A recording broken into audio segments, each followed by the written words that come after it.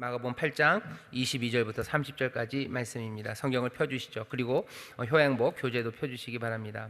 마가복음 8장 22절부터 30절까지 말씀입니다. 다 같이 읽겠습니다. 시작. 베세다의 이름의 사람들이 소경 하나를 데리고 예수께 나와 손대시기를 구하거늘 예수께서 소경의 손을 붙드시고 마을 밖으로 데리고 나가서 눈에 침을 뱉으시며 그에게 안수하시고 무엇이 보이느냐 물으시니 우러러보며 가로되 사람들이 보이나이다. 나무 같은 것들에 걸어가는 것을 보나이다 하거늘 이에 그 눈에 다시 안수하심에 저가 주목하여 보더니 나아서 만물을 밝히 보는지라. 예수께서 그 사람을 집으로 보내시며 가라사대 마을에도 들어가지 말라 하시니라. 예수와 제자들이 가이사랴 빌립보 여러 마을로 나가실새 노중에서 제자들에게 물어 가라사대 사람들이 나를 누구라고 하느냐. 여자와 가로되 세례 요한이라 하고 더러는 엘리야 더러는 선지자 중에 하나라 하나이다. 또 물으시되 너희는 나를 누구라 하냐. 베드로가 대답하여 가로되 주는 그리스도시나이다 하매 이에 자기의 일을 아무에게도 말하지 말라 경계하시고 거기까지입니다. 남에게도 말하지 말라 경계하시고. 자, 예수님을 누구라고 보십니까? 라는 제목이에요. 여러분들 교재 첫 번째 단락을 우리 같이 읽겠습니다. 시작. 예수님께서 갈릴리를 떠나 북쪽 방향으로 올라가셨습니다. 갈릴리 호수에서 한참 떨어진 벳세다에 도착하십니다. 그곳에서 한 맹인이 예수님의 안수를 기다리고 있었습니다. 역시나 예수님은 주위를 살피시며 그 소경의 손을 잡고 마을 밖으로 나가셔서 그의 눈을 뜨게 하십니다. 앞서 눈먼 자를 고치신 주님이십니다. 그러나 무언가 강조된 점이 보입니다. 예수님께서 직접 소경을 인도하신 것입니다. 그리고 맹인의 흐릿한 시야가 예수님의 만지심으로 분명하고 또렷한 시력이 되었습니다. 이제 만물을 바로 볼 수 있는 능력을 가지게 된 것입니다. 이 사건은 뒤에 이어지는 내용과 대칭을 이룹니다. 거기까지요. 앞에 소경 이야기가 있어요. 소경 이야기가 있습니다. 그 앞에는 무슨 얘기였죠? 4천 명을 먹이신 이야기예요. 4천 명을 먹이시고 바다를 건너셨어요. 그런데 예수님이 한두 소경을 고치셨겠습니까? 얼마나 많은 병자를 고치셨겠어요? 그런데 이 4천 명을 먹이시고 어쩌면 제자들에게 그 누룩을 조심하라고 어쩌면 하나님 나라의 꿈에 대해서 얘기하시고 그 뒤에는 무슨 얘기가 있어요? 베드로가 예수는 그리스도시라고 신앙을 고백하는 위대한 고백이 나옵니다. 거기 8장의 이야기가요, 뭐라 그래야 되나, 굉장히 범위가 커요. 그리고 위대한 이야기들이 8장에 쭉 진행이 되는데 중간에 그냥 소경 고치는 이야기가 하나 심심해서 쑥 끼어 들어간 건 아니에요. 어차피 예수님이 병 고친 사람들, 모든 소경 고치신 이야기들을 다 적은 것도 아닙니다. 그리고 꼭 여기다 이렇게 적어놔야 될 이유도 사실은 없어요. 그런데 이 벳세다에서 소경 고치신 이야기를 적어 놓습니다. 마가가 그냥 이 이야기를 적어 놓은 것은 아니에요. 그 다음 이야기를 보라는 거죠. 다음 이야기는 베드로가 예수는 그리스도시라고, 주님은 그리스도라고 고백해요. 그 고백하셨다라는 그 사건 하나를 평면적으로 그렇게 얄팍하게 볼 수는 없어요. 왜? 마가복음에서 앞에 소경의 이야기를 하나 가져다 놔요. 그러니까 전하려고 하는 메시지는요, 그보다는 좀 더 풍성합니다. 그리고 거기서 더 많은 이야기들을 우리에게 전하고 싶은 거예요. 이것들을 말로 다 써내면 길기도 하고요, 그리고 뭐라 그래야 되나, 아름답지도 않고요, 충격적이지도 않아요. 그러니까 어떻게 보면 마가복음이 굉장히 짧지만 아주 뭐라 해야 되죠?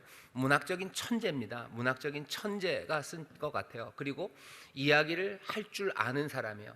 이야기해야 되는 것들을 어떻게 모아야 되는지, 전해지는 메시지를 어떻게 전해야 이 이야기, 예수님의 어쩌면 걸어가셨던, 어떻게 보면 짧게는 한 몇 달간에 일어났던 것 같은 이 일들 가운데 예수님을 통해서 하나님이 우리에게 전하려고 했던 그 메시지를 정말로 하나도 남김없이 아름답게 전하기 위해서 마가가 이 글을 쓴 거예요. 그러니 마가의 능력만은 아닙니다. 우리가 알죠. 모든 성경은 하나님의 감동으로 된 거예요. 구약만이 아닙니다. 신약도 그렇게 될 거예요. 여기 마가복음도 성령의 감동으로 정말로 전해야 될 메시지를 이렇게 전한 겁니다. 사람들은 성경이 별것 아닌 것처럼 얘기하는 사람도 있지만 아니에요. 우리가 아는 것처럼 인류 역사상 가장 많이 사람들이 읽은 책이 성경입니다. 가장 많이 인쇄된 책도 성경입니다. 가장 많은 사람들의 삶을 바꿔낸 책도 성경입니다. 그리고 사람들이 말하는 것이 인류가 갖고 있는 가장 아름다운 책, 어쩌면 문학적으로도 가장 훌륭하고 멋지고 어떻게 이렇게 쓸 수 있을까 하는 책들이 요즘에 나오는 현대물들 말고도 이 고대, 이 2000년 전에 구약은 그보다 더 오래 전이지만 이런 책은 없어요. 이런 책이 없습니다. 인류 문화 아니고 사람들의 사상 이런 것들 얘기하는 오래된 책들 여러분 생각해 보세요.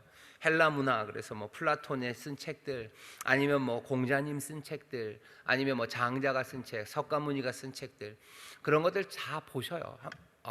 보시고 싶진 별로 않으시죠? 한번 보셔요. 도대체 어떻게들 쓰고 있나 보셔요. 거기에도 뭔가 교훈이 있습니다. 하지만 이렇게 쓰여진 거는 없어요. 사람들이 이 차이가 얼마나 큰지를 잘 모르는데 한번 읽어보셔요. 제가 동양의 문학이나 아니면 동양의 철학에 대해서 뭔가 전공하고 그걸 다 아는 사람은 아니죠. 그리고 거기에 동양에서 공자, 중국 쪽에서 있었던 여러 가지 지혜나 그리고 세상과 삶에 대한 설명들, 그것들의 풍부함이 분명히 있습니다. 왜 없겠습니까? 그렇지만 성경과는 달라요. 한번 읽어보셔요. 달라요. 얘기하는 방식이 달라요. 그리고 듣는 대상들을 향한 뜨거움, 아니면 그리고 뭐라 그래야 되죠? 그 은혜가 달라요. 그리고 공자님 책 한번 읽어보세요. 논어 읽어보세요. 중용, 대학 읽어보면 분명히 뭔가가 있지만 사실은 굉장히 어렵습니다. 논어 같은 거 보면 여러 가지 에피소드들도 나와요. 하지만 그 에피소드들을 통해서 깨닫고 거기 있는 이야기들, 그 작구를 해석하고 하는 것, 그것과 성경에 나오는 출애굽기의 역사들, 마태, 마가, 누가, 요한복음까지 예수님의 그 삶을 통한 이야기들, 왜 그랬을까? 하나님의 사랑이죠. 하나님께서 우리에게 진리를 전하시려고 내려오시는데요, 한없이 내려오시는 거예요. 아마 논어, 대학, 아니면 중용, 아니면 그보다도 더 복잡하고 더 추상적으로 쓰실 수도 있으셔요. 하지만 그렇게 하면 어떻게 돼요? 많은 사람들은 못 읽습니다. 많은 사람들이 읽을 수 있어요. 거기까지 내려오셔요. 하지만 내려오셨다고 해서 그것들이 진리를 반영 못하는 그런 방식으로 내려온 건 아닙니다. 예수님께서 하나님과 아주 근본이 동일하신 분이시지만 자기를 비우시고 내려오셔요. 그렇다고 해서 그렇게 내려오셔서 보이시는 진리가 하나님의 진리에서 왜곡되고 반쪽짜리고 텅 빈 그것을 가져오지는 않으셔요. 내려오셨으나 거기서 온전히 은혜와 진리를 충만하게 보이십니다. 마가복음, 마태복음 다 그래요. 우리가 가진 것이 얼마나 귀한 건지 사람들이 잘 몰라요. 이 성경이 얼마나 아름답고 위대한 책인지 사람들이 잘 몰라요. 사람들은 이게 무슨 책이 두꺼우니까, 예전에는 베고들 주무시기가 좋았어요. 근데 요새는 종이도 좋아지고 글자도 작게 해서 베고 자기에는 너무 얇아졌어요. 그죠? 그래서 그 용도마저 없어졌다고 한탄하시는 분들이 있으신데, 성경이 정말로 아름다운 책입니다. 세상에 어떤 문학가도 이 성경을 보면서 참 별 볼 일 없는 책이다 그렇게 얘기한 사람은 아무도 없어요. 정말로 아름다운 책이고 놀라운 책이고, 사람이 보아도 그렇습니다. 사람의 눈으로 보아도 아름답고 놀라운 이야기들이에요. 하지만 우리는 이 이야기가 그냥 여기 있는 이 아름다움이 아니고요, 더 높은 곳, 비교할 수 없는 하나님의 아름다움, 그 아름다움과 그 선하심과 의로우심과 그 은혜를 우리에게 전하는 말씀임을 우리는 성령 안에서 보기 시작해요. 그러니 성경은 사랑스러운 책입니다. 내 발에, 내가 가는 길에 등이 되고 등불이 되고 빛이 되고 내 삶의 위로가 되고 내 삶의 기쁨이 되고, 그리고 내 삶에서 정말로 든든하게 나를 세워주는 그런 말씀입니다. 다시 한번 우리 구역장님들에게 성경이 얼마나 아름다운 책인지 꼭 얘기해드리고 싶어서요. 이 말씀이 얼마나 귀한지 꼭 말씀드리고 싶어서요. 세상 사람들이 무시할 만한 책 아니에요. 혹시 누가 그렇다면 그냥 슥 불쌍하게 쳐다봐 주셔요. 성경을 읽은 적도 없는 사람이고 다른 책들을 읽은 적도 없는 사람들이에요. 정말로 다른 책들을 읽고 성경을 정말로 읽은 사람들은 누구도 성경이 가벼운 책이라고, 별 볼 일 없는 책이라고 말하지 않습니다. 가난한 어부가 쓴 이야기들이고, 어쩌면 세리가 쓴 이야기고, 어쩌면 핍박 가운데 썼지만 그 삶들이 얼마나 아름다운 삶이었고, 성령께서 기름 부으시고 그 재능으로 쓰게 하셨는지, 얼마나 많은 이 선지서에 있는 그 글들이 뭐 호머가 무슨 인류 역사상 가장 위대한 시라고 서사시라 그러는데 아니에요. 그렇지는 않을 겁니다. 성경에 나오는 예언자들의 그 아름답고 그리고 애절하고 그 간절했던 한 시대 한 사람에게 부어진 게 아니라 그 전 역사 안에서 그 긴 역사의 이야기들 안에서 그것들을 하나씩 몽땅 다 같이 품으면서 이렇게 노래하고 말할 수 있는 책이 있는가 하는 거예요. 몇 권 없어요. 비견할 만한 것이 몇 권 없고요. 그리고 그것들과 비교해봐도 이건 뭐 제 판단이긴 하지만 저만의 판단은 아닙니다. 비교할 수 없이 아름다운 책입니다. 소경 이야기를 하다 이렇게 되는데 이 소경 이야기 괜히 온 게 아니에요. 잘 보셔요. 예수님이 손을 잡고 끌고 가셔요. 그 뒤에 가보면 제자들이 나옵니다. 소경은 처음에 희미하게 봐요. 하지만 예수님이 어떻게 하셔요? 끝까지 이 사람들로 하여금 소경으로 하여금 분명하게 보게 하셔요. 제자들 뭔가 제대로 못 봅니다. 베드로가 대답을 하죠. 하지만 베드로도 여전히 제대로 보지 못해요. 그 다음 주에 하겠지만 예수님이 그러면은 에이고 포기, 니들은 끝났다 해도 안 되네. 아니에요. 소경을 한번 고치시고 침을 발라서 그렇게 고치시고 그래도 안 되니 또 고치시며 분명하게 보게 하신 것처럼 그 뒤에 이야기는 뭐가 보기는 봤지만 제대로 보지 못해요. 그러면 하나님의 아들이신 예수는 어떻게 하십니까? 복음은 이 사람의 눈을 뜨게 하실 거예요. 끝까지 붙잡고 끌고 다니시면서라도 함께 하시며 눈을 여실 겁니다. 그게 마가가 실망스럽지만 베드로의 대답이 놀랍긴 하나 아직은 실망스러워요. 그래도 이 놀라운 대답을 하고도 여전히 실망스러운 사람들, 그래서 당황스럽겠지만 기다려라는 거죠. 이 소경도 예수님께서 사랑하셔서 분명히 보게 하셨으니 너희 제자들 예수님이 보게 하실 거다 하는 거죠. 나중에 보면 부활의 주님을 봅니다. 그리고 사람들이 놀래요. 그때도 마찬가지예요. 뭔가 봤지만 놀래요. 나무가 걸어다니는 것처럼 이게 뭔가 싶은 거죠. 그걸 그냥 두셔요. 그걸 여전히 못 보는 사람들이 답답하기도 해요. 그리고 이게 뭐지 하고 당황스럽기도 합니다. 하지만 예수님께서 이 소경을 여셨듯이 이 부활을 보고도 떠는 사람들, 두려워 떠는 그 사람들과 또 함께 하시고 손 잡아주셔서 눈을 열게 하시고 부활의 주님을 보게 하시고 부활의 주님께서 가져다 주신 선물들 그리고 여시는 세상에 대하여 분명히 보게 하실 거예요. 그 이야기를 마가는 여기 있는 짧은 소경의 이야기를 그 위대한 베드로의 고백 앞에다가 딱 갖다 놓으면서요, 여전히 우리의 고백이 부족하나, 저와 여러분들 우리의 예수님에 대한 고백이 여전히 부족합니다. 무슨 교리를 알고 공부했다고 해서 우리가 다 아는 것은 아니에요. 그죠? 바울이 그러죠. 우리가 지금은 거울로 보는 것처럼 희미하다. 보긴 봐요. 하지만 아직은 분명하지 않아요. 어쩌면 그 모든 것들을 밝히 보는 날, 그때는 마을에 들어가지 않을 겁니다. 그때는 하나님의 집에 있을 거예요. 하지만 그때까지 우리를 계속해서 밝히시는 주님, 그 주님을 기대하면서 우리는 살아가죠. 겸손하게, 그러니 주님을 따를 수밖에 없어요. 겸손하게 우리의 눈을 밝혀주실 것들을 기대하며 또 소망 가운데 걸어갑니다. 그게 오늘 우리가 읽은 본문이 우리에게 전하려고 하는 바입니다. 자, 소경 이야기에서요, 친히 인도하셔요. 어떻게 점점 분명히 보입니다. 그 다음에 생각해야 되는 건 제자들도 그리고 또 우리도예요. 제자들도 주님이 친히 인도하셔 점점 분명히 볼 겁니다. 아직은 아닙니다. 하지만 소경 이야기를 통해서 명확하게 볼 소망을 품게 하셔요. 제자의 이야기를 통해서 우리도 주님이 친히 인도하시며 점점 분명히 보게 하셔요. 저도 그렇고 우리 구역자님들도 마찬가지예요. 점점 분명히 봅니다. 사람들은 그런데요, 이 두 가지에서 다 실패하는 경우가 많아요. 첫 번째는 점점 분명히 보일 것을 기대하지 않아요. 야, 에라 이건가 보다 그러는 거죠. 에라 이건가 보다. 아니요, 점점 더 분명히 볼 수 있습니다. 이 기대가 있으셔야 돼요. 아, 신앙 예수님 믿는 거야, 지금이면 됐지. 아니요, 점점 더 분명히 볼 거예요. 점점 더 분명히 보면서요, 어떻게 점점 더 기뻐하기 시작할 겁니다. 그리고 점점 더 감사하기 시작할 거고 점점 더 뜨겁게 기도하기 시작할 거예요. 그러니 우리 구역장 여러분들 거기다 써놓으세요. 점점 분명히 보인다에다가 막 동그라미 하시고요, 나도 점점 분명히 볼 거야 라는 소망, 그거 가지셔야 돼요. 제가 중3 때인데요, 제가 중3 때부터 안경을 꼈습니다. 그리고 제 동생은 중1 때부터 꼈어요. 왜 그때가 똑같으냐면요, 중1 때 제 동생이 중1 때 학교에서 시력 검사를 했는데 눈이 나쁘다고 그거 나왔대요. 0점 몇이었나? 그래서 안경을 써야 될 거라고 그 시력 검사를 하고 그랬대요. 그래서 안경을 맞추러 안경점에 갔죠. 안경점에 가서 안경을 맞추는데 안경 아저씨가 너도 좀 해보라고. 그래서 알았어요. 그래서 저도 해봤어요. 그랬더니 제가 눈이 더 나빠요. 그래서 그냥 그날로 안경을 꼈어요. 그때 알았어요. 뭘 알았어요? 그 전에 한 달 동안 미술 시간에 석고상을 그렸거든요. 석고상을 그리는데 도저히 그릴 수가 없어요. 뭐냐, 뭐가 보여야지 그리지. 그냥 몽땅 다 하얀데 옆에 있는, 야, 니들은 어떻게 이렇게 그리냐? 외워서 그리면 안 되는 거야? 보고 그려야 되는 거지 그림이. 근데 뭐 자기들은 보고 그리는 거래. 거짓말, 거짓말 계속 그랬어요. 왜? 하얀 석고상이 뭐가 보이냐? 다 허연데. 그러면 뭐죠? 화장지가 아니죠. 도화지가 하얀데 여기다 뭘 그려요? 근데 그때 알았어요. 아, 이게 눈이 나빠서 석고상에 그 뭐 음영 같은 게 보이지 않은 거예요. 몽땅 다 하얗게 보인 거예요. 그때 알았어요.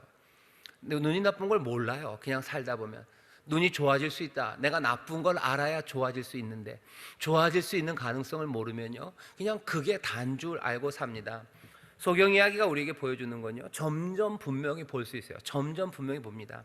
베드로도 지금 이렇게 고백은 하지만 그리고 이 고백 가운데 여러 가지 오해가 아직 남아 있죠. 그러니 어떻게 해요? 베드로도 점점점 분명히 보아져 갈 겁니다. 저도 마찬가지고 우리 구역자님들도 마찬가지예요. 지금 보는 게 이게 다가 아니에요. 지금 내가 예수님을 아는 게 다가 아니에요. 내가 은혜를 이만큼 안다고 해서 그게 다가 아니에요. 그러니 바울이 에베소서에서 기도하는 거예요. 내가 너희를 위해서 기도한다. 뭘 기도해요? 너희가 예수 그리스도의 그 귀하신 사랑이 얼마나 넓은지 높은지 그 깊은지 그것들을 알아가기를 바란대요. 왜? 바울이 생각했을 때 사랑하는 에베소 교인들이 그 사랑을 점점 더 알아가면, 주님을 점점 더 분명히 보기 시작하면 그 삶이 정말로 얼마나 행복하고 풍성하고 감격스럽고 심장이 펄떡펄떡 뛰는 삶으로 살아갈지 바울이 알기 때문이에요. 왜? 자기가 그렇게 본 사람이기 때문에 그렇습니다. 사도행전 2장이 아니죠. 사도행전에 보면 바울이 다메섹에서 예수님을 만나요. 밝은 빛을 보죠. 그리고 거기서 끝이 아니에요. 바울이 그 밝은 빛을 보고 주님을 만나요. 만나고 눈이 멀고 아나니아가 눈을 띄게 하고, 그리고는 바울을 어디로? 아라비아 그 사막으로 인도하셔요. 거기서 뭐 하는 거예요? 주님을 점점 더 분명히 보기 시작하는 거예요. 예수님을 다메섹에서 봤을 때 바울은 좀 특별하죠. 그 한 번 보고도 다메섹에서 예수를 전하기 시작했지만 아라비아 그 광야에서의 시간들 점점 더 주님을 분명히 보고 나서 바울이 뭘 했나 보셔요. 그 삶이 역경 가운데도 어떻게 즐거워하고 자기의 삶에 중요한 것들을 얼마든지 기쁘게 버리고 하늘의 상급 그 표대를 향해서 자기의 인생을 몽땅 다 쏟아내는 그날까지 기쁨으로 기뻐하라. 주 안에서 기뻐하라. 다시 말하노니 내가 기뻐하라. 내가 매었으나 내가 기뻐한다고. 내 기쁨을 너희들도 누렸으면 좋겠다고 그렇게 얘기하면서 나갑니다. 왜? 바울은 점점 분명히 본 그 기쁨을 아는 사람이에요. 저도 그러기를 바라고, 그리고 또 우리 구역장님들, 또 우리 모든 인천 순목회 성도들이요, 이 소경 이야기처럼 점점 분명히 보기를 바라요. 그 사랑을, 그 은혜를 점점 깨달아가는 게 그게 맞습니다. 그리고 그래야 합니다. 왜? 주님이 우리를 그렇게 인도하셔요. 우리에게 더 크고 복된 기쁨과 복된 삶을 주시려고 우리의 눈을 점점 밝게 하시는 거예요. 중세교회가 얘기했던 가장 복된 행복, 사람이 가질 수 있는 지복입니다. 최고의 복은 뭐예요? 우리가 주를 보는 거라고 얘기해요. 우리가 주를 보면 우리의 모든 것이 달라질 거라고. 주를 보기를 최고의 복으로 중세 신학이나 아니면 꽤나 많은 뭐라 그래야 되나요? 믿음이 좋았고 또 신실했던 많은 순례자들, 수도자들이 그 꿈으로 삽니다. 소경 이야기 제자들을 분명히 보이신 것처럼 우리도 분명히 보이실 줄 믿습니다. 가이사라 빌립보로 가셨어요. 왜 가셨을까? 가이사라 빌립보라고 꽤 멉니다. 거의 한 40km, 50km 정도 올라가야 돼요. 올라가는 그 길이 아름다운 길이래요. 가본 적은 없습니다. 사람들 말로 샤론의 들꽃, 무슨 헐몬산, 산들 보이고 꽃들 있고, 저기 유대 광야처럼 그렇게 험한 땅이 아니래요. 가본 적은 없습니다. 근데 가이사라 빌립보로 걸어가요. 즐겁고 행복한 길이죠. 하지만 가이사라 빌립보는 황제를 섬기는, 황제가 다스리는 총독부가 있는 곳이 가이사라 빌립보예요. 거기 로마의 황제를 섬기는 신전들, 로마의 모든 행정력들, 군대들, 그것이 가이사라 빌립보에 빵 있습니다. 그러니 그 예루살렘 지역, 그 팔레스타인 지역에서 가장 힘 있는 곳이 가이사라 빌립보예요. 오래된 도시는 아니죠. 하지만 로마라는 그 힘이 중심으로 가지고 있는 곳이 가이사라 빌립보예요. 황제의 힘이 생생한 곳이 가이사라 빌립보입니다. 예수님이 자기 동네에서 얘기했다가는, 유대 동네에서 얘기했다가는 그리스도를 얘기하면 어려우니까 바깥으로 나갔다라고 생각하지만 사실은 그렇지 않죠. 오히려 세상의 모든 권력을 마주하는 그곳으로 갑니다. 그곳에 가서 예수가 그리스도임을 말하게 하시는 거예요. 그것이 그 세 번째, 시간이 없으니까 세 번째, 아래서부터 10번째 보시면요, 첫 번째 질문에라는 말이 있습니다. 거기서부터 읽겠습니다. 시작. 첫 번째 질문에 제자들은 정답을 아뢰지 못하였습니다. 그러나 베드로가 명확한 대답을 아뢰입니다. 놀라운 고백입니다. 그러나 아직 완전하지는 않습니다. 매우 비밀스럽고 조심스러운 메시아이기 때문입니다. 예수 그리스도를 향하여 당신이 우리의 메시아이십니다 라고 큰 소리로 고백할 수 있는 상황이 아니었습니다. 여전히 헤롯의 군대를 피해야 했고 바리새인의 고소가 두려운 메시아였기 때문입니다. 그러나 예수님께서는 분명하게 물으셨습니다. 로마 황제에게 바쳐진 신전이 있는 가이사라 빌립보로 의도적으로 인도하시어 이 질문을 하셨던 것입니다. 로마에 대한 도전입니다. 세례 요한이 외쳤던 메시아, 많은 예언자와 선지자들이 선포하였던 하나님 나라의 회복을 이루실 분이 바로 예수 그리스도이심을 명확하게 밝히고자 하신 것입니다. 계속해서 읽으시죠. 예수님은 악한 것들과 싸우십니다. 악한 영들을 쫓으시고 병들고 배고픈 자들의 필요를 채우셨고 사악한 폭풍을 잠잠케 하셨습니다. 많은 선지자들이 하나님 나라를 선포하였지만 이와 같은 능력을 보이지는 못했습니다. 그러나 예수님은 이스라엘을 위협하고 하나님의 백성을 압제하는 적을 굴복시키려 군대를 모으지 않으셨습니다. 성전을 재건하고 성전을 깨끗하게 하시려고 사두개인들과 대사장들을 몰아내 새로운 계획을 세우지 않으셨습니다. 주님은 전혀 다른 방식으로 그리스도의 일을 이루어내셨습니다. 그것도 비밀스럽게 하신 것입니다. 비밀스러우나 예수님은 멈추지 않으셨습니다. 소경의 손을 잡고 이끌고 마을 밖으로 나가시듯 예수님은 그의 백성들, 그의 제자들을 밝은 빛 가운데로 이끌고 계셨습니다. 네, 거기까지요. 나중에 나오겠지만 베드로가 고백합니다. 하지만 베드로가 오해하고 있죠. 그리스도신 것 분명합니다. 하지만 그 그리스도는 우리를 당황하게 하시는 그리스도예요. 그러니 어떻게 하셔야 돼요? 그의 길을 봐야 됩니다. 그러면 점점 분명히 보게 될 거예요. 내가 만든 내 길을 보는 게 아니라 그리스도가 만든 길을 봐야 돼요. 그리스도는 우리를 당황케 하셔요. 우리를 당황케 하는 그리스도입니다. 그래서 우리가 해야 되는 것은 내 기대와 내 상상의 길에 그리스도가 맞춰주기를이 아니라 그리스도가 이 땅에 오셔서 여시는 그 길을 우리가 점점 더 명확하게 봐야 되는 것이 우리가 해야 되는 거예요.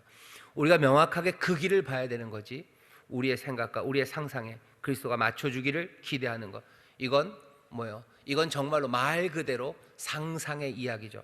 우리 가운데 임한 나라와 역사 가운데 벌어지는 것은 우리를 당하게 하시는 그리스도가 오심이고, 그리고 그 길을 우리 가운데 열어놓으셨어요.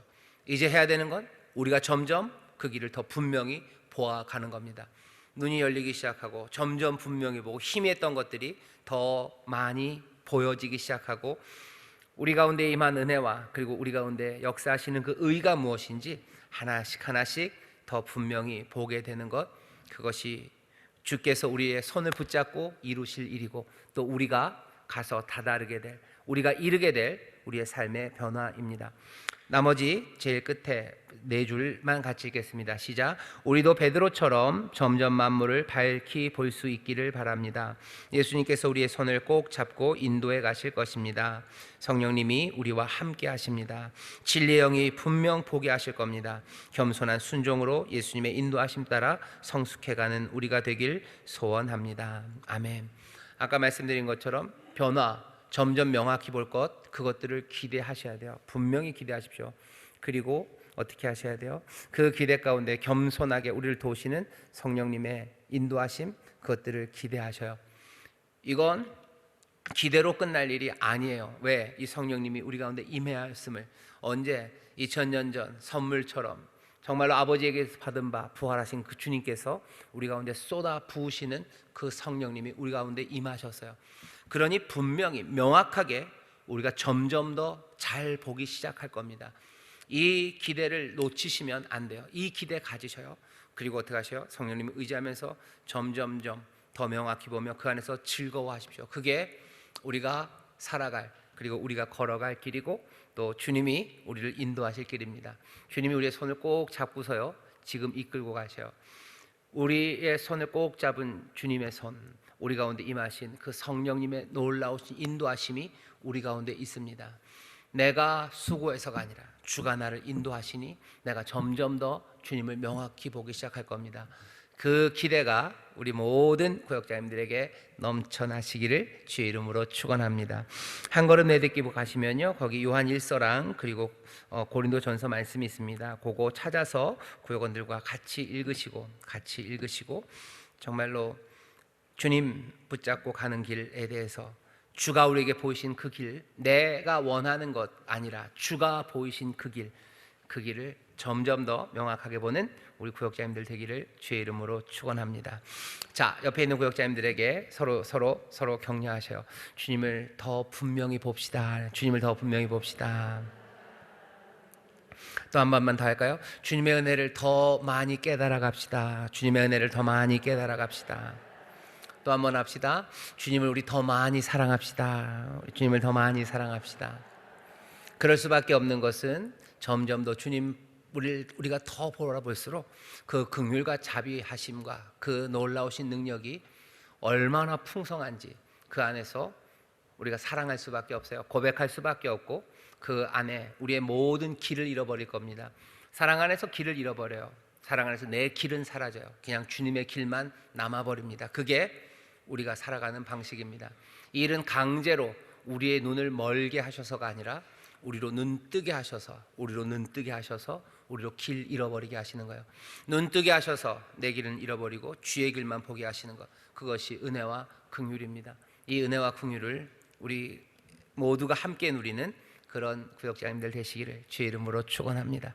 제가 기도하겠습니다. 하나님, 우리 사랑하는 인천순복음교회와 또 이 교회를 사랑하셔서 또 사랑하심으로 부른 우리 인천순복음교회 모든 구역장들이 바라옵고 기도하옵기는 주님의 인도하심과 또 성령님의 함께하신 가운데 주여 정말로 주를 향하여 눈이 열리는 자들, 점점 더 명확히 보는 자들 되기 원하오니 주님 우리의 눈에 안수하여 주시고 성령님 우리의 눈에 우리의 삶에 빛을 비추시사 하나님의 긍휼과 그 자비하신 것, 그 놀라우신 은혜의 능력, 그것들을 더 분명히 보며 감격하며 그 안에서 우리의 모든 길은 잃어버리고 주님의 길만이 생명으로 기쁨으로 우리 앞에 펼쳐지는 그 놀라운 광경 앞에서는 하나님의 사람들, 우리 인천수목원교회 구역장들이 되게 하여 주옵소서. 세상과 나는 간건 없고 오직 구속한 주만 보인다고 노래하는 이들이 되기를 원하오니 성령님 하늘의 사랑과 은혜를 넘치게 하셔서 우리로 그 사랑 안에서 강건하게 하시며 그 사랑 안에서 승리하게 하시고 그 사랑 안에서 주를 따르는 아름답고 복된 구역장들 되게 하여 주옵소서. 하나님 이리 따를 수 있도록 우리에게 은혜 주시고 또 우리에게 능력 주시니 감사하고 하나님은 또한 이들을 기쁨으로 받으시사 이 자녀들에게 예비하신 크신 복을 채우실 줄 믿사오니 사랑하는 인천순목교회 모든 구역장들 아버지 전심으로 주를 따르며 주님 사모하며 나아가는 이들 하늘의 모든 신령한 복과 땅의 기름진 것들로 넘치게 하여 주시옵소서. 영혼이 잘된 것처럼 범사가 잘되게 하옵시고 강건케 하실 줄 믿사오니 주여 주의 사랑 안에서 주의 영광을 보는 복된 구역장들 되게 하여 주옵소서. 감사드리며 예수님 이름으로 축복하며 기도하옵나이다. 아멘.